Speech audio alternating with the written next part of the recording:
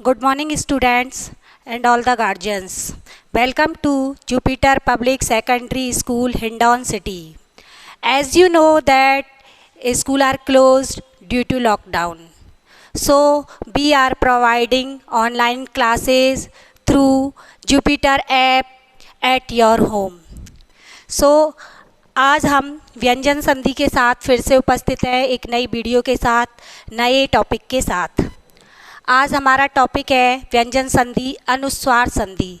व्यंजन संधि में चौथा जो भेद होता है, फोर्थ भेद, वो है अनुस्वार संधि का। तो आज हम अनुस्वार संधि पढ़ेंगे। देखिए अनुस्वार संधि, जैसा कि यहाँ लिखा हुआ है अनुस्वार संधि। अनुस्वार से ही पता चल रहा है कि जैसे ऊपर जो ये बिंदी लगा देते हैं ना, ये अनुस्वार कहलाता है। तो इसमें देखिए ये जो अनुस्वार संधि का सूत्र होता है वो है मौ अनुस्वार। मौ अनुस्वार है, मौ अनुस्वार है का जब हम संधि विच्छेद करते हैं तो ये हो जाता है मैं है प्लस अनुस्वार है, यानी कि यहाँ विसर्ग संधि है। और यदि इसको देखें ये एस को, तो यहाँ पूर्व रूप संधि भी हो जाती है, लेकिन इसको ना देख करके यहाँ उत्त विसर्ग संधि होती है। इसके बाद हम बात करते हैं सूत्र की कि मैं मो अनुस्वार का मतलब क्या होता है। जैसे मैंने इसको संधि विच्छेद करके आपको यहाँ बताया है, मैं है प्लस अनुस्वार है। मैं है, मैं का अर्थ होता है पदांत में। पदांत में यानी जिसके पद के अंत में मैं हो, जिस पद के अंत में मैं हो। और मैं के बाद यदि कोई व्यंजन वर्ण आ जाता है, यदि पदांत में के बाद कोई भी व्यंजन वर्ण हो जाता है, व्यंजन वर्ण हो, तो जो पदांत में होता है उसका हम अनुस्वार कर देते हैं। देखिए इसमें यही मैंने बताया कि पदांत में के बाद यदि व्यंजन वर्ण हो तो मैं का अनुस्वार हो जाता है। अब ये कैसे होता है, इसके लिए हमें एग्जाम्पल देखने पड़ेंगे। तो आप देखिए ये एग्जाम्पल हैं हमारे, जैसे सत्यम बद, जैसे कि मैंने यहाँ लिखा है सत्यम बद। अब देखिए इसमें ये मैं जो है आ रहा है, ये हमारा कैसा मैं है, पदांत में, यानी पद के अंत में मैं आ रहा है। और मैं के बाद, पदांत में के बाद कोई भी व्यंजन वर्ण हो तो ये वह व्यंजन वर्ण हो रहा है। तो ये जो पदांत में है इसको हम अनुस्वार कर देंगे, तो ये सत्यम इस तरह से हो जाएगा। और ये बद इसके साथ लिख देंगे, सत्यम बद, ये इस तरह से लिखा जाएगा। जैसे ये दे रखा है यहाँ सम प्लस यम है, यानी कि ये पदांत में है, तो ये पदांत में को हमने अनुस्वार संधि के अनुसार अनुस्वार बना दिया। और ये यम है, इसको इधर जोड़ दिया तो ये बन गया संयम है। देखिए इस तरह से संयम है। अब यहाँ बात करते हैं इसकी हरिम बंदे। अब देखिए यहाँ पहले अनुस्वार इसमें लगा हुआ है, किसमें, जो संधि युक्त जो हमारा पद है उसमें ऑलरेडी अनुस्वार लगा हुआ है। संधि युक्त पद में ही तो होता है अनुस्वार। अब यदि हम इसका संधि विच्छेद करेंगे तो ये हरि, और जो ये अनुस्वार है उसका मैं बन जाएगा। ये हो गया पदांत में हरिम और बंदे, हरिम बंदे। देखिए यहाँ पर इस तरह से हरिम बंदे, और संधि युक्त पद बनाएंगे तो ये पदांत में क्या बन जाएगा, अनुस्वार बन जाएगा, और बंदे इधर इस तरह से लिखा जाएगा। इस तरह से अब ये है गृहम गच्छति। देखिए गृहम गच्छति, तो वो ये मैं आ रहा है गृहम, तो इसको इस तरह से लिख देंगे गृहम प्लस गच्छति है ये, तो इसके बाद इसको गच्छति को इधर लिख लेंगे, गृहम गच्छति, ये हो गया। ऐसे यहाँ दुखम प्राप्नोति, तो इसको संधि विच्छेद करेंगे, ये हो जाएगा इधर ऐसे, और ये अनुस्वार का क्या बन जाएगा, पदांत में, ये बन गया दुखम प्राप्नोति। बहुत सरल और सीधी संधि है, इसमें कोई ज़्यादा भेद नहीं है। बस इसमें ये ध्यान रखना है आपको कि पद के अंत में मैं वर्ण आएगा, और मैं वर्ण के बाद कोई भी व्यंजन वर्ण हो सकता है। तो हमें केवल जो मैं वर्ण है उसका अनुस्वार बनाना है, उसके अलावा कुछ नहीं करना है। जहाँ मैं का अनुस्वार हो जाता है वहाँ पर अनुस्वार संधि होती है। कहने को तो व्यंजन संधि है, लेकिन व्यंजन संधि कौन सी व्यंजन संधि है, अनुस्वार व्यंजन संधि। इस तरह से ये आपको समझ में आया होगा कि इसमें अनुस्वार संधि का सूत्र होता है मो अनुस्वार है, मो अनुस्वार है यानी मैं अनुस्वार है, मैं का अनुस्वार हो जाना। पदांत में के बाद यदि कोई व्यंजन वर्ण हो तो पदांत में का जो हलंत में होता है उसका अनुस्वार हो जाता है। ये इसकी सीधी सी डेफिनेशन है और एग्जाम्पल के द्वारा आप सब समझ ही गए होंगे इसको कि इस तरह से होता है। अब इसके बाद फोर्थ संधि जो अनुस्वार है उसके बाद हम फिफ्थ वाली संधि की बात करते हैं, वो है हमारी चर्त्व संधि। कौन सी?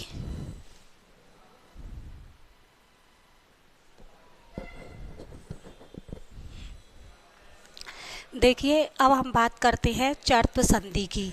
जैसे अनुस्वार संधि के बाद हमारा जो पांचवा पॉइंट आता है वो आता है चरत्व संधि। चर्त्व संधि का सूत्र होता है खरी चय। चर्त्व संधि का सूत्र क्या होता है बच्चों? खरी चय। ये ध्यान रखेंगे, खरी चय यानी देखिए खरी चय, इसको मैंने यहाँ पर इस तरह से डिस्क्राइब किया है आपको समझाने के लिए। जैसे खरी चय में मतलब होता है प्रथम और द्वितीय वर्ण, वर्ग का पहला और दूसरा वर्ण, श, से और से परे, अगर इसके परे इसके बाद झलाम, झल वर्ण, झल प्रत्याहार का पहला, किसी झल प्रत्याहार में वर्ग का कोई सा भी पहला, दूसरा, तीसरा, चौथा वर्ण हो या से और है वर्ण हो तो इनके स्थान पर चर हो जाता है, चर प्रत्याहार हो जाता है। चर प्रत्याहार मतलब वर्ग का पहला वर्ण हो जाता है और से।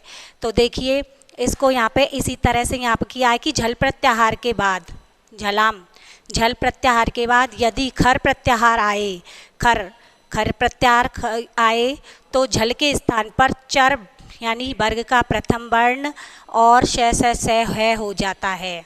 फिर से देख लें, खरी चय ये सूत्र है, इसका मतलब होता है झल प्रत्याहार के बाद यदि खर प्रत्याहार आवे, झल प्रत्याहार के बाद यदि खर प्रत्याहार आए तो झल के स्थान पर चर आदेश हो जाता है। चर यानी वर्ग का पहला वर्ण, जैसे कि पहला वर्ग का पहला जैसे कै वर्ग का पहला वर्ण है, जैसे चे और जैसे टे, ये ते और ये पे, ये जो पांचों वर्ण है ये वर्ग का प्रथम अक्षर वर्ण माना जाता है। वर्ग का पहला यानी कै वर्ग, चे वर्ग, टे वर्ग, ते वर्ग और पे वर्ग, यानी कि ये पांचों वर्ण हो जाएंगे और प्लस से हो जाता है। इस तरह से ये आपको सूत्र समझ में आ गया होगा। अब इसको समझने के लिए और अच्छी तरह से जानने के लिए हम कुछ एग्जाम्पल लेते हैं ताकि हम और अच्छी तरह से समझ सकें।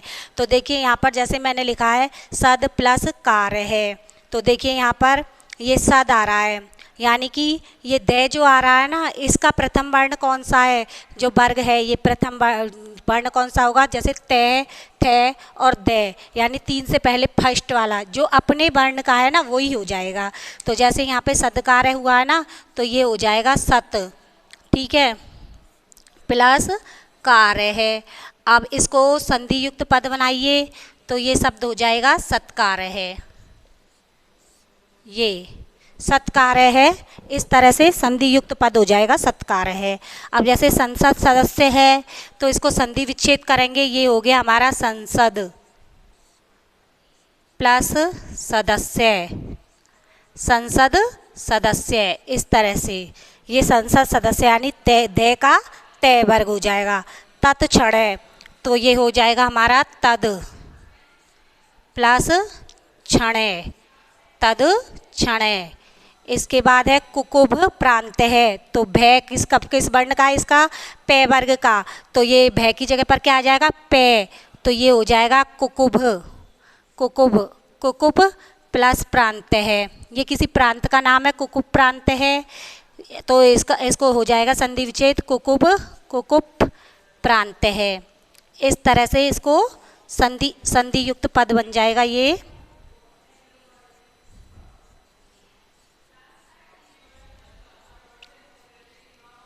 ऐसे ये हमारा बन गया संधि युक्त पद कुकुब प्रांत है। इस तरह से मैं फिर से समझा देती हूँ इसको। ये चर्त संधि है, व्यंजन चर्त व्यंजन संधि है। इसका सूत्र होता है खरीचय। खरीचय का मतलब होता है वर्ग का पहला दूसरा वर्ण और से। अगर इनके परे झलाम यानी झलवर्ण हो, वर्ग का पहला दूसरा तीसरा चौथा वर्ण या से है हो, तो इनके स्थान पर चर वर्ण हो जाता है, अर्थात वर्ग का पहला दूसरा और से हो जाएगा। इसका मतलब वही है, झल प्रत्याहार के बाद यदि खर प्रत्याहार आए तो झल के स्थान पर चर प्रत्याहार हो जाता है, अर्थात वर्ग का प्रथम वर्ण और से हो जाता है। देखिए इन दोनों के बाद पहला दूसरा से और ये पहला दूसरा तीसरा चौथा और से है हो, तो इनके स्थान पर वर्ग का पहला वर्ण और से हो जाएंगे। जिस तरह से हमने इनको एग्जाम्पल के द्वारा समझाया है। तो आई थिंक आपको अनुस्वार व्यंजन संधि और चत्व व्यंजन संधि दोनों समझ में आ गई होगी। इसके बाद हमारा एक और बचता है परसवर्ण व्यंजन संधि और तोरली। तो इनको हम नेक्स्ट वीडियोज में पढ़ेंगे और इनके बाद आप कुछ एग्जाम्पल जो मैं आपको दे रही हूँ वो आप राइट करेंगे और उनको कमेंट बॉक्स में उनके आंसर लिखेंगे। इनको लिखने के बाद इनको लिखें, आप नोटबुक में लिख लें। उसके बाद मैं दोनों संधियों के कुछ उदाहरण दे रही हूँ। और एक बात और कि जो ये चर्त जो ये संधि होती है, चर्त संधि, ये जशत्व का उल्टा होता है, बिल्कुल विपरीत होता है। जैसे जशत्व संधि होती है ना, उसमें तो हम तृतीय वर्ण करते हैं और इसमें तृतीय वर्ण या चतुर्थ वर्ण या कोई सा भी वर्ण हो तो इसमें प्रथम वर्ण कर देते हैं। ये इसका जशत्व संधि का उल्टा होता है। चर्त संधि में जशत्व संधि का उल्टा होता है। अब मैं कुछ आपको एग्जाम्पल दे रही हूँ, आप वो लिखें। जैसे संधि विच्छेद करें इनका, त्वम करोषि,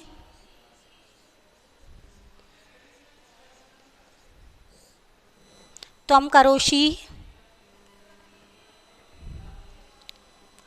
स्वयंवरः, स्वयंवरे,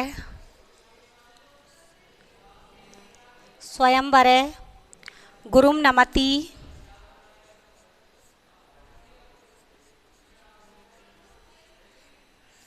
स्वयंवरे गुरुं नमति। उसके बाद है स्वयंभू,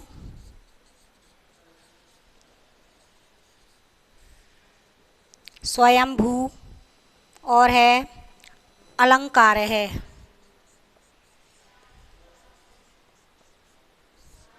अलंकार है। इसके अलावा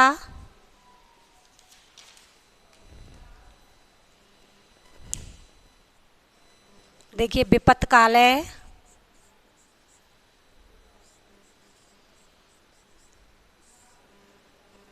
विपत्त काल है, उत्पन्न,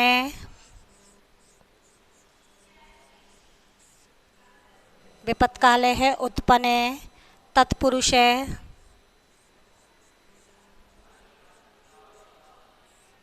तत्पुरुष है, तत्क्षण है, आपत्काल है, तत्क्षण है, आपत्काल है। ये जो 10 एग्जाम्पल हैं इनके संधि विच्छेद करेंगे आप और इनके आंसर कमेंट बॉक्स में देंगे। हमारे चैनल को सबसे पहले जिन बच्चों ने सब्सक्राइब नहीं किया है वो सबसे पहले हमारे चैनल को सब्सक्राइब करें, लाइक करें और कमेंट अवश्य लिखें। कमेंट में अपना नाम ज़रूर लिखें जिससे हमें बच्चे के प्रेजेंट का पता चल सके कि कौन बच्चा हमारी वीडियोज़ देख रहा है। और जो होमवर्क जो दिया जा रहा है उसे नोटबुक में अवश्य नोट कर लें। और ये जो मैं आपको एक्सरसाइज दे रही हूँ या कोई अन्य टीचर भी अगर आपको कोई भी एक्सरसाइज दे रहा है तो उनके आंसर कमेंट बॉक्स में ज़रूर लिखें। Thank you.